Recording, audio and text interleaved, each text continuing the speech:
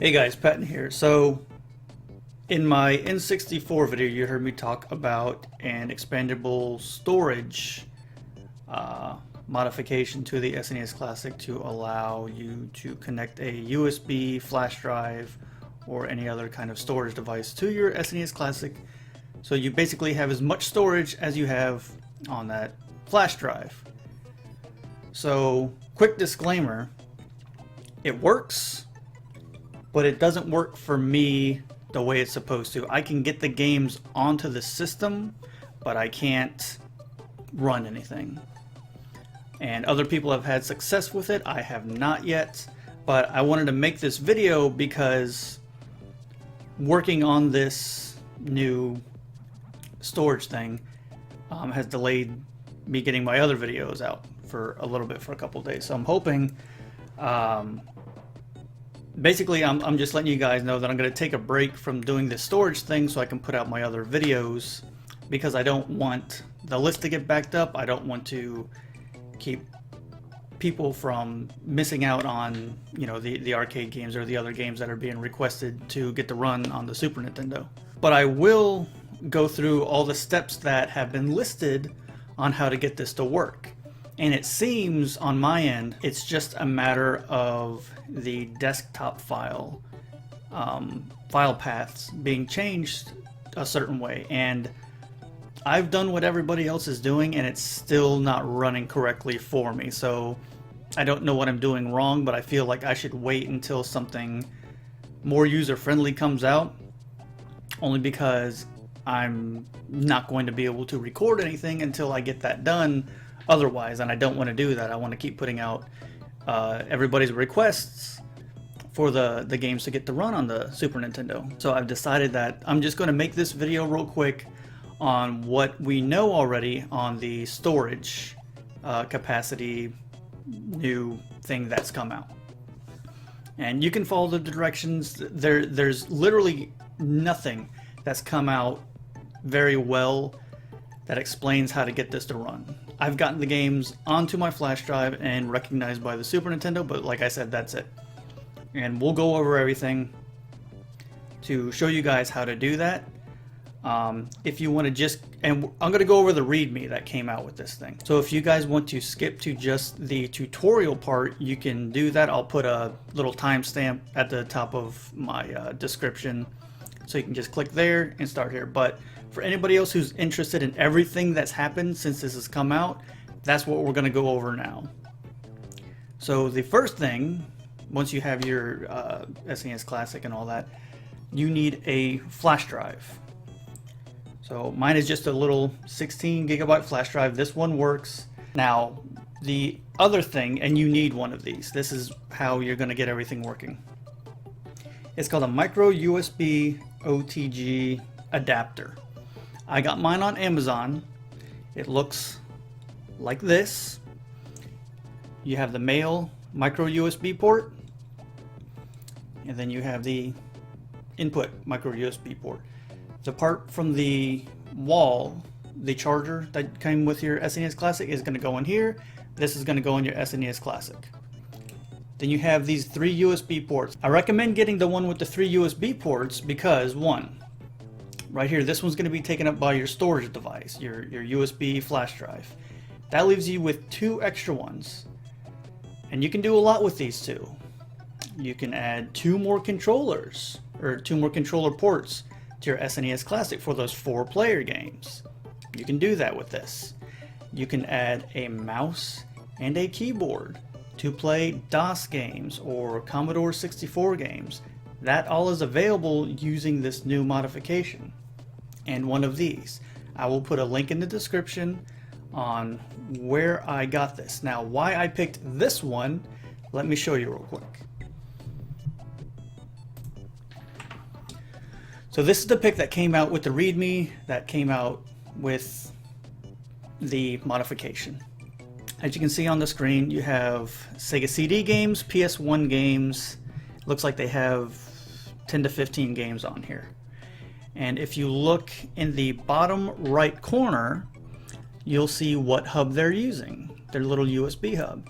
That looks an awful like the one that I just showed you guys. So that is why I picked that one. You have to get one with this switch on it. The switch that says charge. I know you can't read it because my camera's not great. Charge and OTG. You're always going to keep it on the OTG setting, on the go setting. Never put it on charge, but you have to have one with a switch or this will not work. So when you're shopping for these, I would get the one with the 3 USB ports and the in and out. And a switch. You have to make sure that's very important. As for flash drive, like I said, as long as it's USB flash drive, it should work. So let's take a look at the Readme. So it looks like they're just saying, welcome, expandable storage. The Readme was put together by certain people. So KMFD Manic, he's the one that puts out all these cores, these arcade cores. He's the one that's upgrading them constantly, every other day. He was one of the testers for this modification, and he actually has been helping me with the arcade games that I've been having trouble with. So he's a really cool guy, very helpful. He knows his stuff. He's the one that typed up this Readme. So it's basically saying you have the ability to run any game, no matter its size, in full form music and videos. Not all games are tested, but PS1, you should be able to run games like Diablo, Symphony of the Night, Final Fantasy VII Road Rash, and others. Pico Drive, 32X CD, Super Nintendo MSU-1 games, Sega CD, 3DO, Sega Saturn. The sky is the limit, they say. Only your imagination, storage, memory, and Inode Index Max, I don't know what that is, limit you. Here's an example of this truly amazing modification in the flesh, and he links to this pic. And if you can tell in the bottom left of their screen, they have a little save state, you know, with the wings and all that. So they've gotten into the games. You can get into the games. I can't get into the games.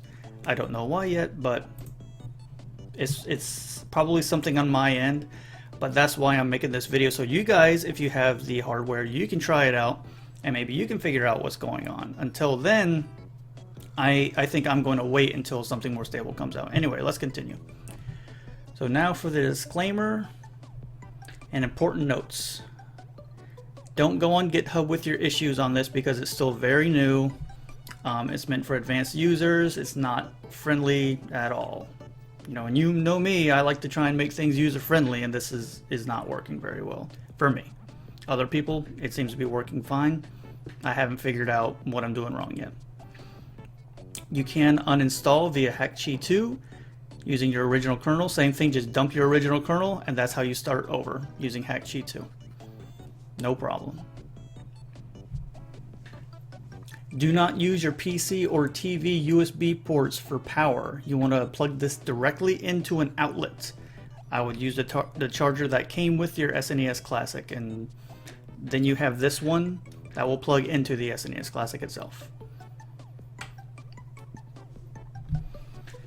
NTFS and FAT32 file systems work for your flash drive. You can use either one. I've heard that some save issues have been happening with FAT32 systems, so mine is NTFS, and I haven't gotten to the part where I can even save on a game yet, but somebody with a FAT32 drive said they were having save issues, so stick with the NTFS file system. They say folders should work. There have been no evidence of any folders being made on this new system yet. Also, once you flash the new system using Hakchi, and this is Hakchi 1, not 2. You're using an older Mad Monkey version of Hakchi. Once you flash it, Hakchi 2 will not work for you, except when you're trying to install HMods. And what they recommend is you install the mods before you flash it with the newest version of Hakchi 1. So you flash your mods, flash it with Hakchi, and then you can use Hakchi 2 to make your folders for the games. You can still add them in the Hakchi 2, and then in your Hakchi 2 games SNES folder, you'll have the folders. They're saying all you have to do is take those folders and just drag them onto your flash drive, and they should work. On your flash drive, you have to make the Hakchi games folder, and it works both on the Nintendo Classic and Super Nintendo Classic. So here's the part that has been getting me. Paths in desktop files should point to /var/games. Paths are now /var/games instead of /user share games and all this other stuff. I've changed my desktop file to match what they're saying here, and it doesn't work. Again, I don't know if I'm doing something wrong on my end, but following this, it should work, and it's not. If you're on an NES Classic, you will have font issues.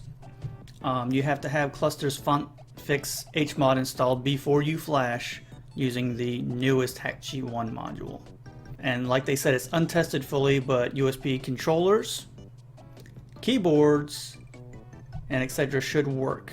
And they says it should be amazing for Commodore 64, DOSBox, CPC, Amstrad, ZX Spectrum, and other things. Now for the instructions.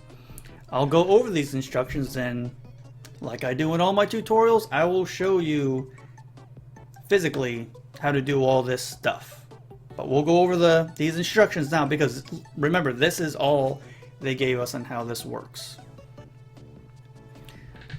Step 1. Connect the Nintendo or Super Nintendo Classic directly to your PC with the micro USB the same way you would when using Hakchi 2. So nothing different there, except they failed to tell you that you have to do the hold, reset, push the power button system. You don't just connect it, you have to connect it, hold reset, push power.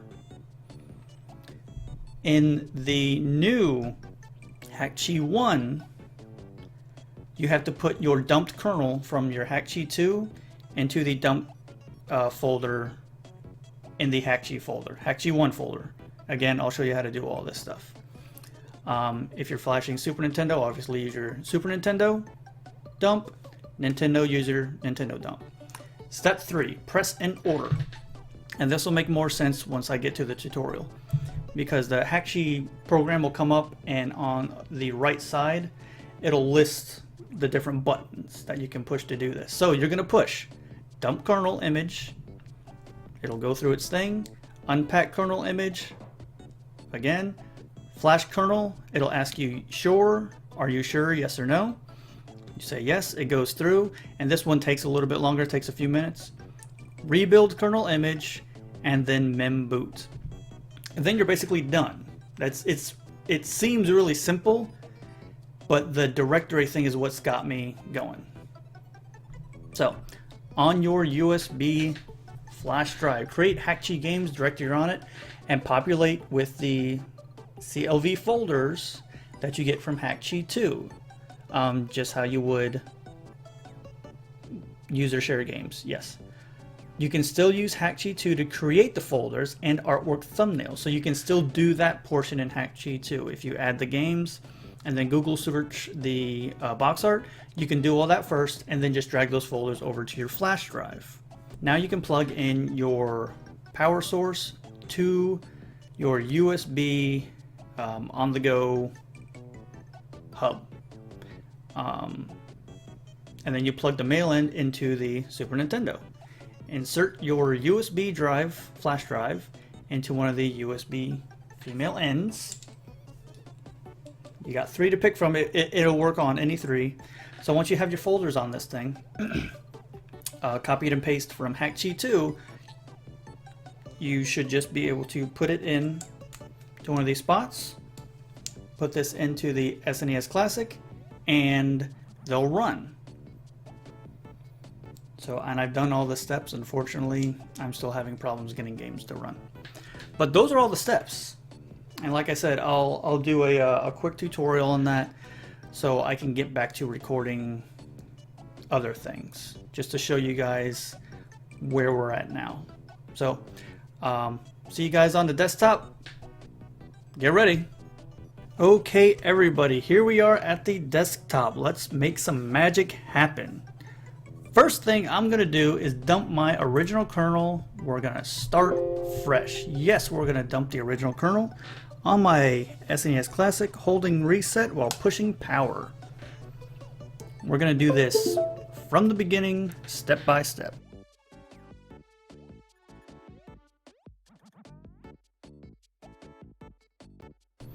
And there we go. So now we have a stock SNES Classic, starting from scratch, nothing on it, no mods, no games. So, let's go to add more games. Alright, here's just a bunch of Super Nintendo games. We're going to pull one of these, boom, and just add whatever. There's a patch, sure, patch whatever you need to patch. Okay, I probably picked a bad batch of games to put on here, but that's alright. So, here we go. We have 1, 2, 3, 4, 5, 6, 7, 8, 9 games here. Let's do all the box art real quick. This will just take a minute. Okay, so let's check and make sure we got some box art. We do. For everybody. Alright, everybody here has box art. Now, we're basically done with Hakchi 2. Now, I have to differentiate between Hakchi 1 and 2 because they're two different programs now. This is Hakchi 2. I'm using 2.21e. I've heard F has some issues with stuff, so I haven't been using F. I've stayed on E. So we have some Super Nintendo games. Let's add some other games here. Silent Hill. I love that game. That's probably one of my favorite games ever. So this is going to take a little bit longer. This is a bigger game. Never mind, it didn't take that long at all. So as you can see at the bottom here, we are over our threshold. We're going to keep adding more games. We're going to do Panzer Dragoon, even though Panzer Dragoon 2 is a much better game. If you want to discuss that fact with me, that is fine. Feel free to leave a comment. Now we are well over our threshold. We're at 794.5. Let's do some box art real quick for these two games. There we go. And Silent Hill. Okay, so we have a small variation of games. We have PS1, Saturn, excuse me, and a bunch of Super Nintendo games.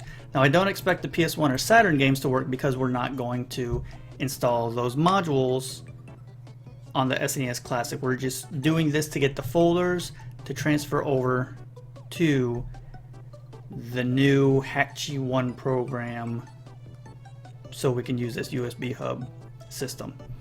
So we have our folders. We're basically done with Hakchi 2. Goodbye. Let's then open up our Hakchi folder. So here's all the folders of those games that we just added. Here's Adam's Family, Silent Hill. This is what's going to take the longest, is copying all these folders. I'm going to put my USB flash drive into my computer. Okay, and it is blank and formatted. So in here, you have to create a folder, Hakchi. Just like that. In that folder, you're going to create another folder titled Games. In your Games folder, that's where you're going to paste all these. Now this is going to take a while, so we will super fast forward through this.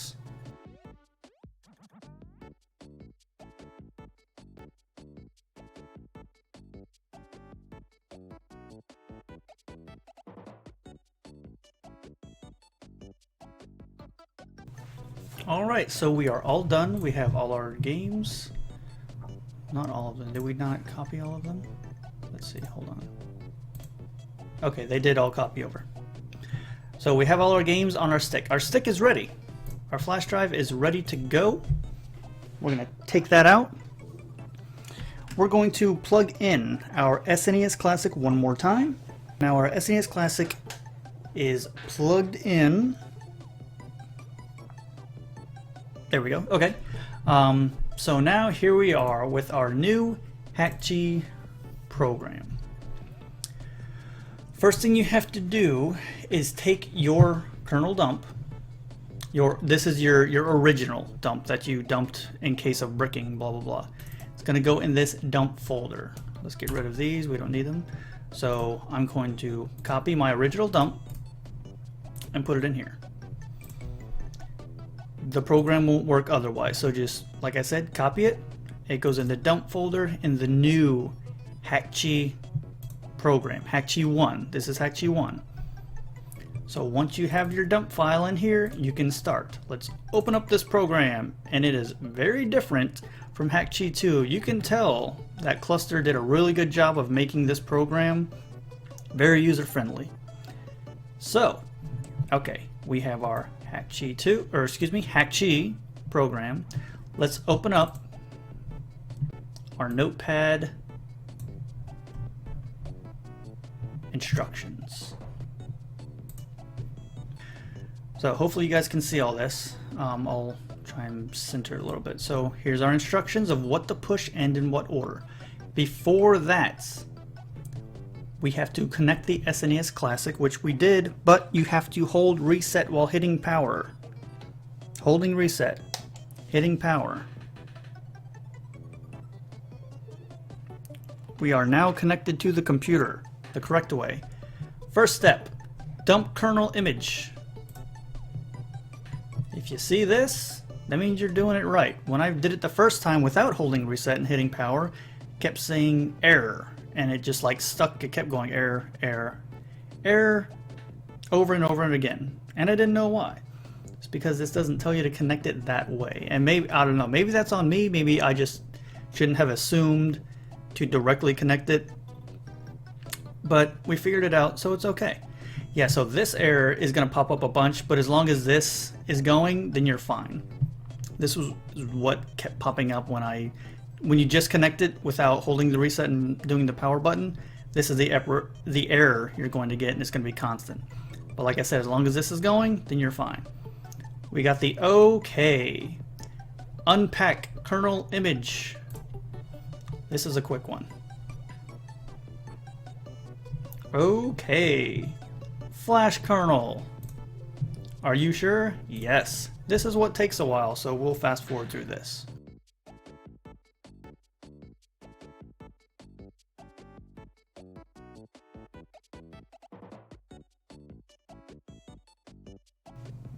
Okay, so what is next? Rebuild kernel image.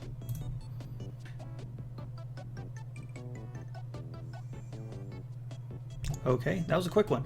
And last we hit memboot. So the process actually doesn't take that long. And this part doesn't seem to be, you know, so not user-friendly as people are saying. As long as you follow these here and you hit the buttons, that's fine. What all this is flashing a custom kernel just like you would do with Hakchi 2. You just have to go through these steps first over on this side. So really to get all of this to run, you have to have the hardware, you know, and we're all set. We got OKs everywhere. So let's take a look at what this is on the SNES Classic. So here we are on our SNES Classic with all these games that should not be able to fit on here. Just this game alone, Panzer Dragoon. I don't know why that saved that way. It should be Panzer Dragoon. But as you can see, it works. It's reading from the USB stick. I have the micro USB cable from the outlet going into the USB hub, and the USB hub connected to the SNES Classic. One of the USB ports is being taken by the flash drive, and that's it. So you can see here, we have a lot of space being used on this SNES Classic that normally we wouldn't. But this is what happens when I try and open a game, and that's because the command line is wrong somewhere. This is what they're talking about when you have to change the desktop file to find the games. Like I said before, the HMOD compatibility is still kind of funky, so that's why we didn't bother even trying. The reason that these just go black screen and come back is because there's no module that recognizes what type of games they are. For the Super Nintendo games though, it knows what kind of game it is, but because the game directory isn't correct, it doesn't know to load it the correct way. That's why you get the C7 error. But in my experience, like I said, other people have gotten this to work, so I don't know what I'm doing different. In my experience, changing that desktop file either gives me a C8 error upon turning on the system, or it hangs. The system will turn on and there's like a little Hakchi splash screen with Mad Monkey's website in the bottom right. It'll hang on that screen. And that's when I follow the same steps that are in that Readme. But like I said, there could be a step I'm missing. That's more than likely the case because other people have said they've gotten this to work no problem. They've actually gotten Super Nintendo games to run. They've gotten DOS games to run. One person has gotten a keyboard to work. So, there you go. That's it. That's basically the new increasing storage capacity availability for the SNES Classic now. Once again, if anybody does this and they get it to work and they know what I'm doing wrong, I am not above taking criticism and help from anybody. So if you can give me a heads up on what I'm missing, I would greatly appreciate that, because I would love to put out a working tutorial for this, because I love helping people, and I you know, that's why I don't mind getting help, because I'm in that same spot where if I'm unfamiliar with something, then it's frustrating not being able to get it to work. So if you guys try this out and you get it to work, shoot me a comment or get me on my email. Let me know what I'm doing wrong, and I would greatly appreciate that so I can put a decent tutorial out on this. So thank you everybody for sticking with me. I know this was kind of a long video and long-winded, but again, I appreciate everybody who's watched, everybody who's supported the channel. It really means a lot to me. And I will get back to recording my regular videos until I can figure out what's wrong with this thing. So thanks again to everybody. I will see you next time. So if you guys want to get in touch with me outside of the YouTube comments, you can feel free to follow my Twitter at PattonPlays. Or if you have any questions, you can email me at my Gmail account, PattonPlaysGames@gmail.com. Thanks again for watching the video, and I'll see you guys next time.